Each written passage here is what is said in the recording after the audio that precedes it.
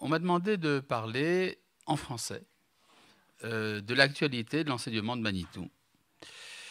Et on pourrait dire que c'est absolument inutile, étant donné que c'est une évidence, le sionisme religieux. Et donc, tout ce que disait Manitou était toujours évident. Je ne sais pas si vous avez remarqué que quand Manitou disait quelque chose, on disait, mais c'est tellement évident. J'ai lu ce texte de Rachi avant lui, et je n'avais pas remarqué que c'était ça que Rachi disait. Mais une fois que Manitou l'a expliqué, ben on voit que c'est ça que Rachi disait, on ne veut pas comprendre autrement. C'est l'évidence qui jaillit. Et donc, on pourrait dire d'une certaine manière que c'est inutile de parler de l'actualité de l'enseignement de Manitou, mais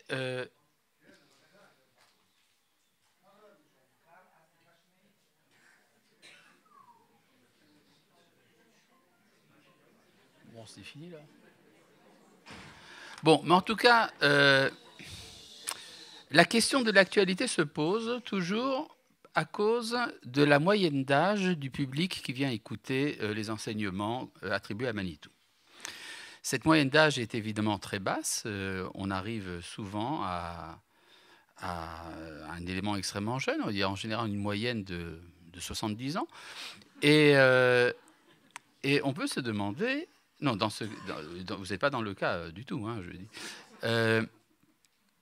On peut se demander, mais alors comment est-ce que ces enseignements que nous savons être si importants seront transmis dans les générations à venir? Eh bien, la réponse est que les faits parlent pour eux-mêmes. Ces dernières années se produit dans la société israélienne une révolution réelle chez les jeunes. Non seulement dans le public des élèves de yeshivot, qui naturellement sont portés à étudier la Torah, mais également dans des cercles de chilonim, de laïcs. Et ça prouve que le moment est venu de cet enseignement. Et ça a pris 20 ans depuis le décès de Manitou pour démarrer. Mais maintenant, ça a démarré. Et Manitou a enseigné cette chose-là, qu'il y a à tout moment dans l'histoire, il y a une pensée qui correspond à la nécessité du moment. J'en ai parlé d'ailleurs lors de l'événement à la mémoire de Manitou au théâtre de Jérusalem. Je rappelle qu'une fois, Manitou, il y a très longtemps, était venu chez mes parents. Il avait dit, voilà, je finis un cours sur le Maharal de Prague, sur le Derech Haïm. Et c'est le même groupe avec lequel j'enseigne ce livre du Maharal depuis 8 ans. Mais maintenant, nous allons passer à l'écouter Moharan de Rabbi Nachman de Breslav, parce que jusqu'à présent, c'était le temps du Maharal, et maintenant, c'est le temps de Rabbi Nachman de Breslav. Effectivement, à partir de ce moment-là, de nombreux cercles d'études de l'enseignement de Rabbi Nachman de Breslav ont été ouverts dans tout le pays, par des gens qui n'étaient pas du tout en contact les uns avec les autres. Simplement, Manitou avait l'intuition que c'était le moment. Il avait raison. Eh bien, il y a également un moment pour la pensée de Manitou, et ce moment a commencé. On se demandait c'était pour qui est-ce qu'il parle. Bon, il parlait pour des juifs francophones, et puis maintenant il commence à parler pour des Israéliens. Et on peut dire que la relève aujourd'hui commence à être assurée, mais c'est une grande responsabilité que nous avons de transmettre de manière authentique, parce que ce n'est pas si simple, de transmettre à la génération israélienne et hébréophone les enseignements que nous avons appris dans une autre langue. Effectivement, le problème du langage chez Manitou, ce n'est pas une chose évidente, étant donné qu'il a dû inventer lui-même son propre langage. Vous savez que certains ont dit que Manitou était un philosophe, mais Manitou éclatait de rire quand on disait de lui qu'il était un philosophe. On dit aussi que Manitou était un rabbin, mais essayez de le comparer aux autres rabbins, vous verrez que ce n'est pas un rabbin. Alors qui il était? Il était Manitou. Et pour cela, il a dû formuler toute une série de termes, toute une série de concepts qu'il a dû développer pour pouvoir transmettre sa pensée. Maintenant, transmettre ces concepts en langage israélien, c'est à nouveau un nouveau travail de notre génération.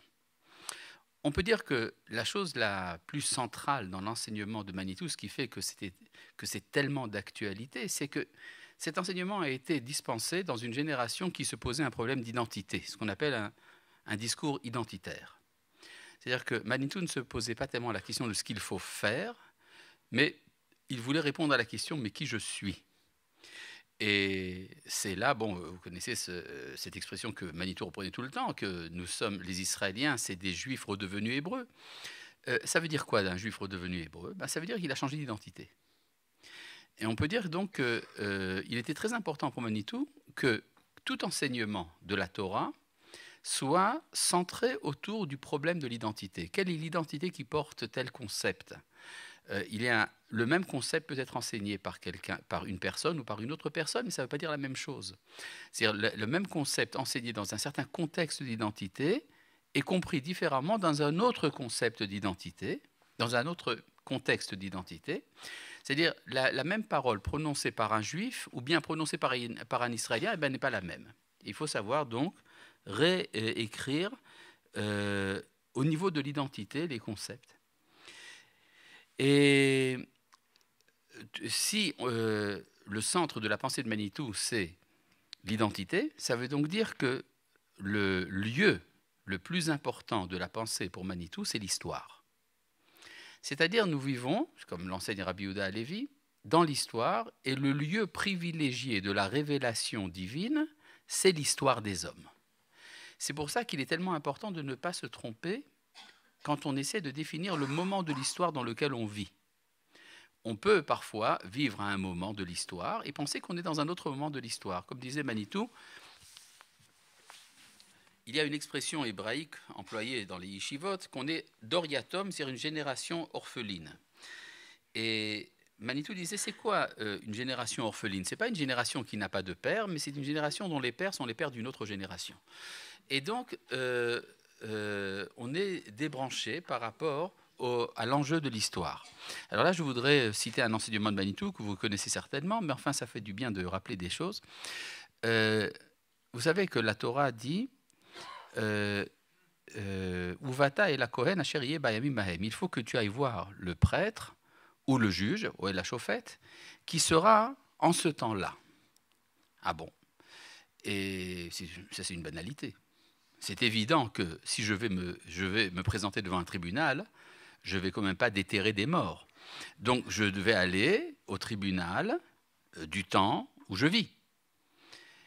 Et Rashi, en fait, ne fait que compliquer la chose. Rashi dit, ça veut dire simplement que ne t'imagine pas que les juges de la génération d'avant étaient meilleurs. En lecha et la chauffette chez Beamecha. Tu n'as que le juge de ta génération. À nouveau, Rashi dit une banalité. D'abord, qui dit que Rashi a raison? Peut-être que le juge de la génération d'avant était meilleur. Peut-être qu'il était meilleur. Et même s'il était meilleur, est-ce que j'ai le choix? De toute manière, le juge de la génération d'avant, il est mort.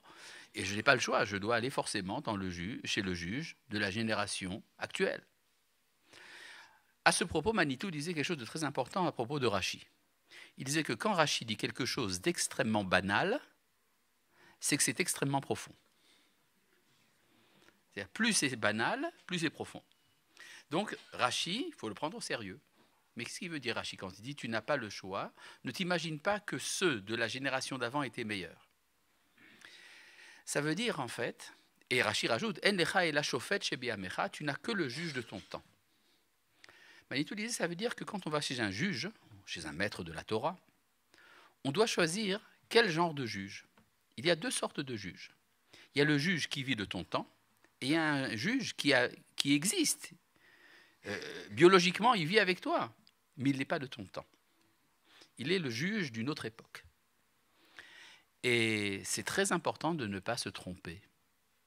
À ce propos-là, Manitou réinterpréter l'interprétation de Rabbi Nachman de Breslav à propos du concept de tzaddik vetovlo, tzaddik veralo.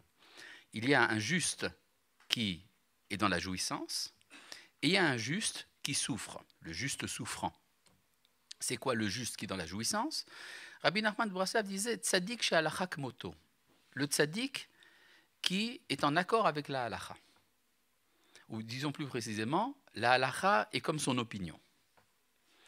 Et le juste qui souffre, c'est tzaddik she'en halacha kmoto, c'est le juste avec lequel la halacha n'est pas d'accord, enfin, où son opinion n'est pas celle de la halacha.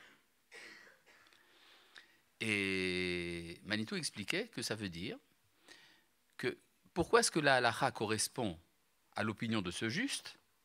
Eh bien, c'est parce qu'il comprend son époque. C'est quelqu'un qui vit le temps actuel et donc la halakha est comme lui. Mais il y a un tzaddik, un juste, qui vit un autre temps. Alors, il vit un autre temps, donc la halakha n'est pas comme lui. Donc, il souffre. Il souffre du décalage qu'il y a entre ses critères de justesse et les exigences de la définition du juste selon son temps. Et c'est comme ça qu'il revenait donc à l'interprétation du livre de Job dans la Bible, dans lequel il y a un tzaddik, un juste, qui souffre parce qu'il est un tzaddik d'une génération passée. Il n'est pas le tzaddik de sa génération, et c'est la raison pour laquelle il craint que son intégrité ne soit pas transmise à ses enfants. C'est pour ça qu'il fait des sacrifices, parce qu'il craint qu'il ne soit pas compris par ses enfants. Et donc, et alors c'est quoi dans ce cas-là le Racha Vetovlo et le Racha Veralo? C'est quoi le méchant qui jouit et le méchant qui souffre? Manitou disait, à nouveau, c'était une surinterprétation de Rabbi Nachman de Breslav. Il dit, le tzaddik, le Racha qui jouit, c'est le Racha qui a la chance de connaître le tzaddik qui est en accord avec la halakha. Tandis que le Racha Veralo, non seulement il est Racha, il est méchant, mais le tzaddik qu'il connaît, c'est celui qui ne comprend pas sa génération. Il n'a aucune chance de s'en sortir. D'accord ? Et donc, comprendre sa génération, c'est comprendre quelle est l'identité qui est vécue actuellement. Surtout que dans l'histoire du peuple d'Israël, nous avons cette capacité justement d'avoir plusieurs identités. Nous sommes parfois, si on prend le thème classique, parfois nous sommes Yaakov, parfois nous sommes Israël, parfois nous sommes le juif d'exil qui doit se courber, parfois nous sommes le juif qui doit se redresser, Israël, Yachar El, qui est droit devant Dieu. Et donc, il ne faut pas se tromper. Or, il y a, au début de la paracha dans laquelle il est question justement du juge de ta génération, la Torah nous dit « Tzedek, tzedek, tirdof ». Justice, justice, tu dois rechercher. Pourquoi 2 fois justice? Parce qu'il y a la justice formelle et puis il y a la vraie justice. Et la vraie justice, elle implique justement de ne pas se tromper sur ta génération. Et comment savoir? Eh bien, il y a une suite. Le verset dit « Lema antichie veyarashta et haaretz » afin que tu vives et que tu prennes possession de la terre. Et Rashi nous dit « Kedaihu minu yadayanim aksherim » le résultat de la nomination des juges aptes, c'est les achayot et Israël ou le Oshiva maladmatam, de faire vivre Israël et de les installer sur leur terre. Ah bon? Ça veut donc dire que le bon juge, c'est celui des enseignements duquel il découle que à la fois Israël vit sur sa terre et à la fois il vit. Alors c'est quoi un mauvais juge? Un mauvais juge, c'est celui qui dit qu'il faut choisir entre faire vivre Israël et habiter sur la terre. Il y aura un juge qui vous dira « Ah, si on habite sur la terre, ça va nous mettre en danger. » Il y a le principe de Pikuach Nefesh. Le danger pour la vie repousse toute la Torah. Donc, il faudra rendre Eretz Israël pour pouvoir vivre. Maintenant, si vous voulez vivre, alors renoncez à Eretz Israël. Si vous voulez Eretz Israël, vous renoncez à la vie. D'accord? Il peut y avoir un enseignement de ce genre, et c'est ça le mauvais juge. C'est le juge chez lequel il ne faut pas aller. À quel moment de l'histoire ce genre de problème peut se poser? Il peut se poser quand on est dans un tournant de l'histoire. C'est-à-dire quand on est tout le temps en exil, une génération ressemble à l'autre. Il n'y a pas de problème. Quand on est en temps d'achèvement du retour, les générations se ressemblent l'une à l'autre. Mais quand on est dans le passage de l'exil au retour, c'est là qu'il y a le danger. Et c'est à cause de ce danger, justement, qu'il faut ne pas se tromper sur son époque. D'où l'importance de l'enseignement de Manitou, parce que justement, c'est ça qu'il vient expliquer à notre génération. Il vient révéler l'identité qui est en train de se former. Or, si on réfléchit un peu plus, on voit que l'identité dont parle Manitou n'était pas double, elle n'était pas simplement exil ou retour, seulement Yaakov ou Israël, religieux et national. En fait, Manitou enseignait qu'il y a 3 identités.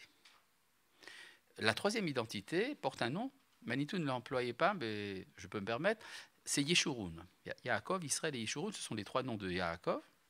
Mais en fait, ça ressort d'un enseignement de Manitou sur le traité de Berachot, page 13a, dans lequel il est question justement de cette transformation de Yaakov à Israël. Yaakov étant celui qui se rappelle de la sortie d'Égypte comme fondement de son identité, et Israël, celui qui se rappelle de l'établissement de l'État d'Israël comme fondation de son identité. C'est ce que dit la Guémara quand elle dit que viendra un temps où le souvenir de la sortie d'Égypte sera soit totalement effacé, soit en tout cas secondaire par rapport au souvenir de la libération nationale. C'est-à-dire que le jour de Yom HaAtzmaut est évidemment plus grand que le jour de Pessah. C'est un enseignement que reprenait souvent Manitou, qui est que nous vivons une époque plus grande que la sortie d'Égypte. Maintenant, vous allez me dire, mais on ne s'en rend pas compte. Tandis que ceux qui sortaient d'Égypte, ils s'en rendaient compte. Eh bien, la réponse, c'est que non. Ceux qui sortaient d'Égypte ne s'en rendaient pas compte non plus. Il y a d'ailleurs un texte superbe dans le Avot des Rabbi Nathan qui raconte qu'au moment de passer la mer Rouge, eh bien, vous savez ce qui se passe lors du passage de la mer Rouge. Il y a une mer rouleuse devant et une armée menaçante derrière.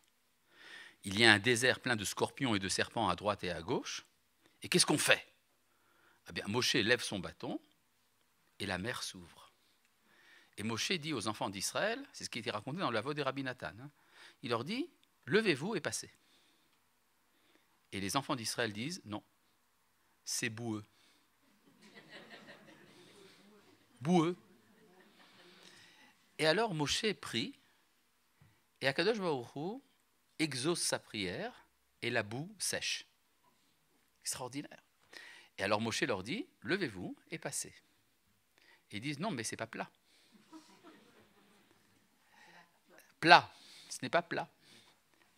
Et alors Moshe fait la prière et le sol s'aplatit. Il leur dit, et levez-vous et passez. Kumu ivrou. Et ils disent, mais on ne peut pas parce que ce n'est pas granuleux. C'est glissant. Et alors Moshe prie et le sol devient granuleux. Et il leur dit de passer. Et ils ont à chaque fois une autre objection. J'ai compté dans le Midrash, il y a une quinzaine d'exigences. Et à chaque fois, Moshe, patiemment, dit, allez, passez, j'ai fait ce que vous voulez. Ça comprend, entre autres, qu'il y ait des jus de fruits. Et pour les enfants. Et qu'il y ait un toit pour être protégé du vent, etc. Des choses absolument incroyables. Presque à la limite, il dirait, si ce n'est pas religieux, je ne viens pas. Et bien là, vous allez me dire, oui, mais c'est un midrash. Un midrash n'est pas forcément historique. Mais comme je sais que ce midrash parle des Juifs, donc je suis certain que c'est vrai. Et donc, on peut dire que c'est très important de comprendre à quelle époque on vit. Donc, je reprends ça. Et alors, on peut penser effectivement que il ne s'agit ici que d'un doublet d'identité. On était juif, on devient hébreu. On était Yaakov, on devient Israël. Mais l'enseignement de Manitou sur ce texte de la Guémara va beaucoup plus loin. Parce que la Guémara après nous raconte qu'il y a un troisième événement. Il y a un troisième événement qui est encore plus grand que la sortie d'Égypte et la fondation de l'État d'Israël réunis. Et la Guémara le dit expressément, il s'agit de la guerre de Gog et Magog. Et la guerre de Gog et Magog est encore plus importante. Ah bon? Pourquoi est-ce qu'elle est encore plus importante? Eh bien parce qu'elle fait passer Israël du national à l'universel. Or, pour Manitou, la finalité du sionisme est une finalité universelle. Je me rappelle qu'il y a très longtemps, j'avais demandé à Manitou quelle sera la prochaine phase de la Géoula. Il a répondu, la Torah pour les goïms. C'est-à-dire que si on parle aujourd'hui de sionisme religieux, le sionisme religieux est aujourd'hui dans une impasse, parce qu'il n'a pas de discours universel. Alors qu'en fait, ce discours universel est parfois proclamé au nom d'une remise en question du sionisme. Il y a parfois ce qu'on appelle un gauchisme religieux qui se présente comme étant l'universel, mais qui en fait est très frileux, parce qu'il n'est pas basé sur une colonne vertébrale d'identité nationale. Et donc, si vous voulez, on pourrait dire qu'à la limite, ça explique pourquoi est-ce que Manitou a voulu rencontrer le Dalai Lama. Parce que Dalai, c'est les initiales de Dati, Leumi, Universali, Yekumi. C'est-à-dire, on passe du religieux au national, à l'universel et au cosmique. Ça, c'est la quatrième dimension, enseignée par le Rav Kook. Donc, en fait, le Dalai Lama ne savait même pas en fait, ce qu'il représentait, mais c'est ça que ça voulait dire. Il y a également quelque chose de très important dans l'enseignement de Manitou, et c'est la négation de la philosophie. C'est-à-dire le langage que parlait Manitou était souvent un langage philosophique, intelligible pour des philosophes, mais c'était simplement de la politesse. Parce qu'en vérité, ce qu'il disait Manitou, c'était de la prophétie. C'est-à-dire, il parlait au nom des prophètes, d'où la centralité de l'idée de visage dans les enseignements de Manitou. C'est le panim et le panim, le visage, le face à face entre l'homme et le divin, un face à face donc de dimension morale, qui est la nature profonde de l'accès au divin. Alors que pour les philosophes, eh bien, ça passe par le concept. Pour les religions, ça passe par le sentiment.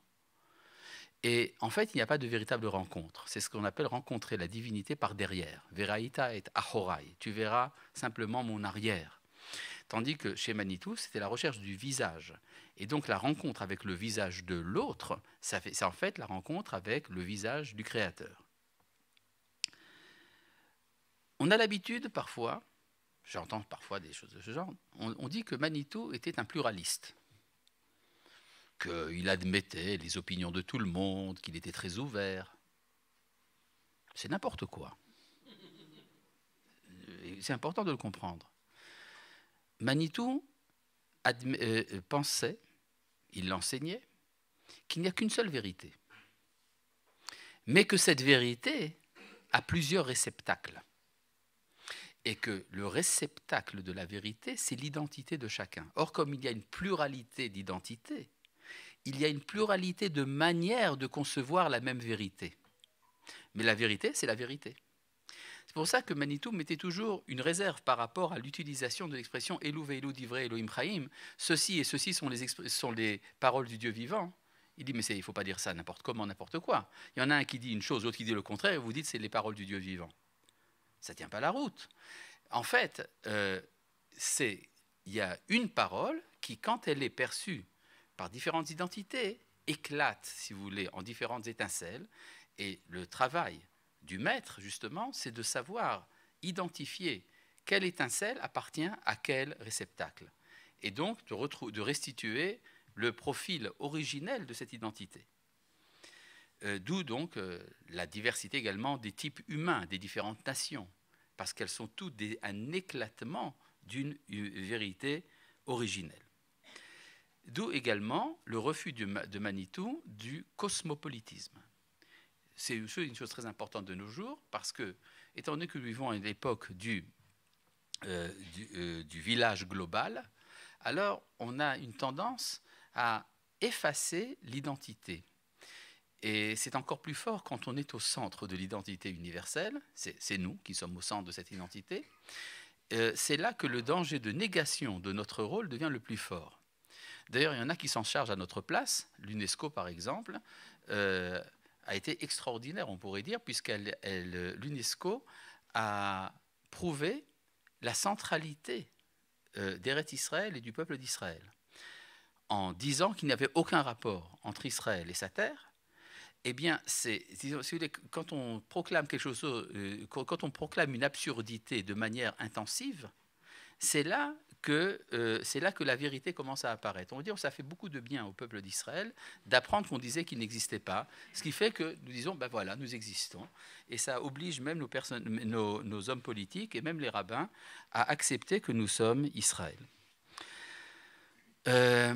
Il y a également un point très important, si on parle de l'actualité de l'enseignement de Manitou, il est très important que dans le discours de Torah se développe quelque chose que malheureusement je n'ai pas, c'est le sens de l'humour.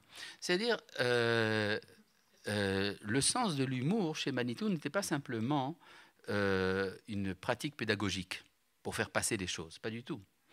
Chez Manitou, il y avait cette compréhension que pour vraiment enseigner une vérité, il faut savoir également la relativiser. Non pas parce que toute vérité est possible, mais c'est parce que pour vraiment accéder à une vérité, il faut savoir remettre en question les idées reçues qu'on a dès le départ. Et c'est l'humour qui permet d'y arriver. Il y a d'ailleurs un texte de la Guémara dans le traité de Ta'anit, page 22a, qui dit que pour être fils du monde à venir, il faut être capable de faire rire les gens. Non, c'est vrai, c'est en toutes lettres. Hein. C'est Inche Bedihe Anan. Nous sommes des plaisantins et Mevadehina Natsive, et nous faisons rire ceux qui sont tristes. Et la Gemara dit, c'est eux les Bene Alma Deate, les fils du monde à venir. Parce que, comme disait Manitou, le monde n'est pas drôle. Non, c'est vrai, vous avez qu'à regarder les journaux, écouter les informations, c'est pas drôle. Mais si on est capable de rire, alors c'est soit qu'on est cynique, c'est-à-dire qu'on est indifférent à la souffrance des hommes, soit qu'on est capable de percevoir le monde tel qu'il sera un jour. Or, Manitou disait que celui qui n'est pas optimiste n'a pas la foi. D'où est-ce que nous savons qu'il y a le Olam Haba? Manitou disait, on n'a pas besoin d'expliquer d'où vient le Olam Haba. C'est écrit en toutes lettres dans la Torah. Bereshit, bara Elohim, puisque Dieu a créé le monde. Vous n'allez quand même pas penser qu'il va accepter que le monde reste dans l'état où il est. Ça veut donc dire qu'il y a le Olam Haba. Un autre point qui en principe est absolument évident, mais qui a besoin d'être quand même mis en... on a besoin d'insister, c'est le sionisme. Quand Manitou parlait de sionisme, il parlait en fait de trois dimensions, Am Israël, Eretz Israël et Torah Israël, mais en rajoutant un point très important, c'est que ce n'est que dans l'intégralité de ces trois dimensions qu'on peut vraiment parler d'Israël. D'où son utilisation permanente de la gématria amenée par le Ben Ishraï, qui est que Israël, c'est en gématria, la valeur numérique de Yaakov, David et Moshe. Yaakov, fondateur du peuple d'Israël, David, l'État d'Israël, et Moshe, la Torah d'Israël. Et moins que ça, eh bien, ce n'est plus la Torah d'Israël. C'est une sorte de caricature. C'est du partiel. C'est un renoncement. Or, on ne peut pas renoncer à son idéal. Et là, ça rejoint l'enseignement fondamental de Manitou au niveau de la morale, l'unité des valeurs. Or, aujourd'hui, l'unité des valeurs est une chose indispensable à enseigner, aussi bien chez le peuple juif que dans le monde entier. Parce que s'il y a division des valeurs, alors il faut choisir soit entre la charité et la rigueur, soit la charité, soit la rigueur, soit le christianisme, soit l'islam, et ce qui entraîne une crise morale extrêmement grave. La crise morale est que, par exemple, aujourd'hui, vous pouvez entendre des officiers israéliens dire « nous devons accorder les exigences de la morale avec les exigences de la sécurité ». Ce qui implique, il est implicite que la sécurité pour les Juifs, ce n'est pas moral. Mais que faire? On a besoin de la sécurité. Donc, on est obligé d'être un peu méchant, mais on est aussi un peu moral puisque nous avons de la charité. C'est en fait une accusation permanente, une autoflagellation à laquelle Manitou réagissait justement en enseignant l'unité des valeurs. Le véritable enjeu moral, c'est de réaliser l'unité du chesed et du din, de la charité et de la rigueur.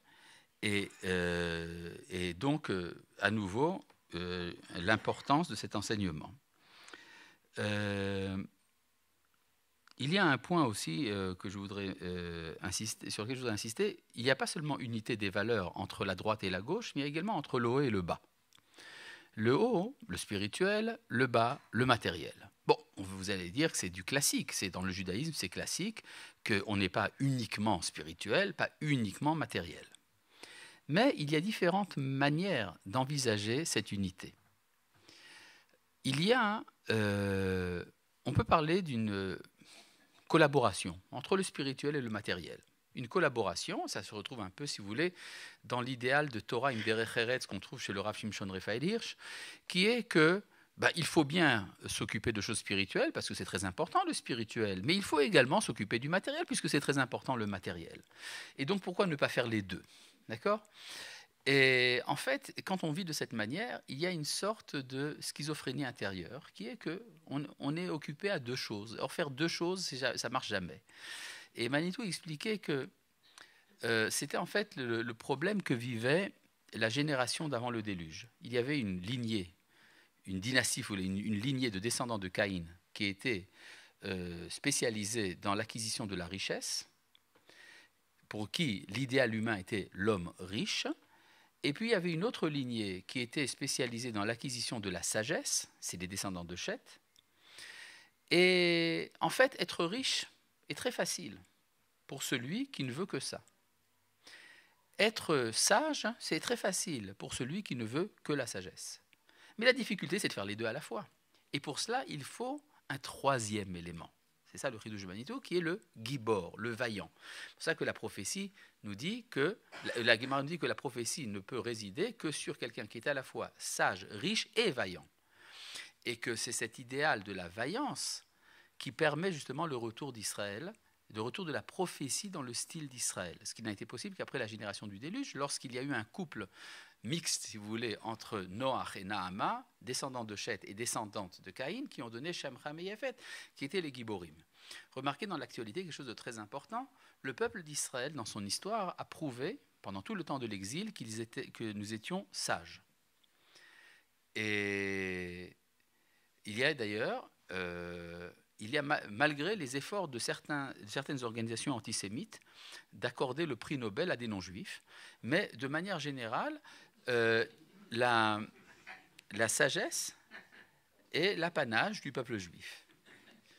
Et puis avec la fondation de l'État d'Israël, ce qui est devenu très important, c'est la vaillance, la Gévoura, la bravoure des soldats d'Israël.